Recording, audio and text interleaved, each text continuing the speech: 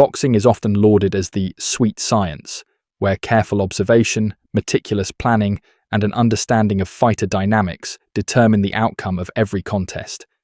Yet time and time again, we see experts, seasoned former boxers, analysts, and pundits get predictions wrong, and not just by a hair, but drastically off the mark.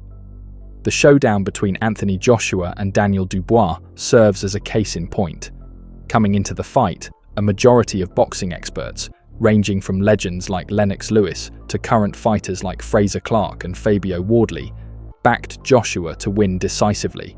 However, the reality of the fight told a different story. In this video, we'll explore why so many got it wrong, what it tells us about boxing predictions, and whether it's even possible to predict fights with any certainty. Anthony Joshua, with his Olympic gold medal pedigree, former unified heavyweight champion status, and victories over top-tier opponents like Vladimir Klitschko, was understandably the favourite going into the bout with Daniel Dubois. Pundits, ex-boxers, and trainers alike were bullish about Joshua's chances, many expecting a knockout win within the first few rounds. Former cruiserweight champion Tony Bellew was emphatic in his belief that AJ would end the fight early. He pointed out Dubois' tendency to take shots, citing his bout with Filip Hrgović as a prime example of a fight where Dubois absorbed far too many punches. Lennox Lewis, the former undisputed heavyweight champion, also leaned heavily in Joshua's favour, noting that Joshua's experience in big fights gave him the edge. Even current heavyweights and trainers echoed this sentiment. Wardley, British champion and rising heavyweight contender, felt Joshua had rediscovered his killer instinct, labelling him dangerous and spiteful in recent performances. This view was echoed by Shane McGuigan, a respected trainer who pointed to Joshua's ability to start fast and overwhelm his opponent in the early rounds. The consensus was clear.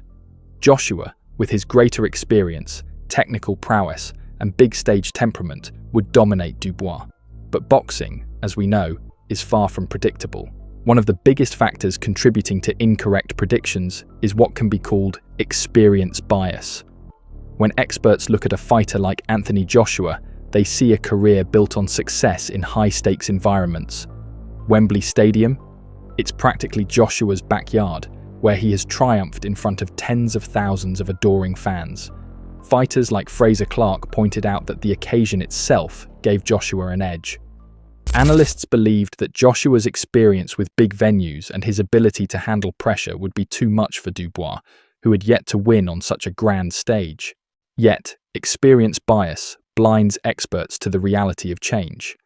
Fighters evolve, and in Dubois, they overlooked a man who had made significant improvements after his loss to Joe Joyce. Dubois had been written off by many after that defeat, but he came back stronger, showing resilience and a newfound maturity. His victories over Filip Hrgović and Jarrell Miller were impressive, but they were often dismissed as anomalies by those favouring Joshua. The bias toward Joshua's past experiences clouded the judgment of many. Then there's the recency effect, where experts place too much emphasis on a fighter's most recent performances. Joshua's consecutive losses to Alexander Usyk were seen as unfortunate bumps in the road, not indicative of a long-term decline. Many analysts, including Tony Bellew, focused on Joshua's return to form under the tutelage of new trainer Ben Davison. The assumption was that Joshua's past performances, particularly the brutal knockout of Kubrat Pulev and his earlier destruction of Klitschko, were more relevant indicators than his tactical defeats against Usyk. Daniel Dubois, on the other hand, was seen through the lens of his weaknesses. Despite his impressive knockout power, his loss to Joe Joyce haunted his reputation.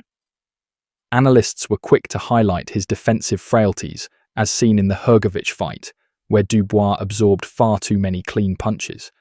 The general assumption was that if Dubois couldn't tighten up his defense, Joshua, known for his precise, powerful punches, would make him pay. However, boxing's unpredictability reared its head again, as Joshua struggled to execute the game plan so many had predicted. While boxing experts fixated on Joshua's experience and Dubois' past mistakes, they missed key developments in both fighters' trajectories. Dubois was no longer the raw, inexperienced puncher who faced Joe Joyce. He had improved his technique, sharpened his defense, and most importantly, gained confidence.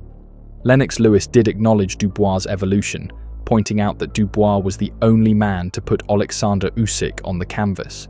But even Lewis ultimately favoured Joshua, citing his superior ring IQ and championship experience.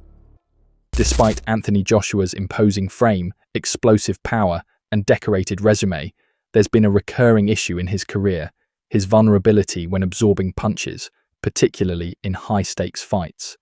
This flaw is well documented, yet many experts and pundits downplayed or outright ignored this factor leading up to the fight against Daniel Dubois.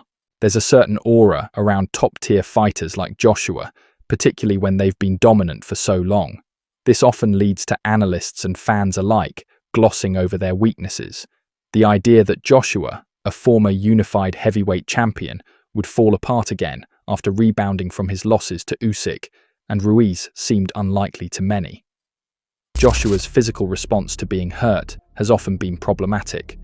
Unlike fighters like Tyson Fury or Deontay Wilder, who have shown the ability to recover from knockdowns and rally back stronger, Joshua tends to panic when hurt. His body language changes, his movement becomes stiff, and his punch output significantly drops. Power is the great equalizer in boxing, especially in the heavyweight division. Both Joshua and Dubois possess tremendous knockout power, but the assumption was that Joshua's technical prowess would allow him to avoid Dubois' biggest shots. Tony Bellew, among others, pointed to Dubois' defensive flaws as a critical reason why Joshua would win. Yet, boxing is a game of small margins, and it only takes one mistake for a fight to turn on its head. Dubois' power, though respected, was underestimated by many of the pundits. Fraser Clarke did acknowledge Dubois' punching power, stating that Dubois hit harder than most heavyweights he had faced. But the general consensus was that Joshua would be able to avoid the big shots and outbox Dubois. What the experts didn't account for was Dubois' ability to land those shots when it mattered most. Another factor influencing boxing media predictions is personal bias. Former fighters, trainers, and pundits often have relationships with the fighters they are analysing. Eddie Hearn, Joshua's promoter, was naturally bullish about AJ's chances, claiming that Joshua had never looked better. Likewise, Tony Bellew and Darren Barker, both D-Zone pundits, have long-standing ties to Joshua and may have allowed their personal admiration for AJ to cloud their judgment. Even analysts without direct ties to the fighters can be influenced by national or regional biases. The British boxing scene is tight-knit, and Joshua, as one of the UK's biggest sports stars, naturally commands loyalty from many within the community. This can lead to a degree of optimism about a fighter's chances that may not be entirely based on objective analysis. These so-called boxing experts amazingly overlooked the very factor that has haunted Joshua throughout his career: his inability to recover when seriously hurt. While his technical prowess and experience are undeniable, when Joshua gets hit clean, he crumbles. The experts, biased by Joshua's past glories and recent improvements, failed to account for this fatal flaw.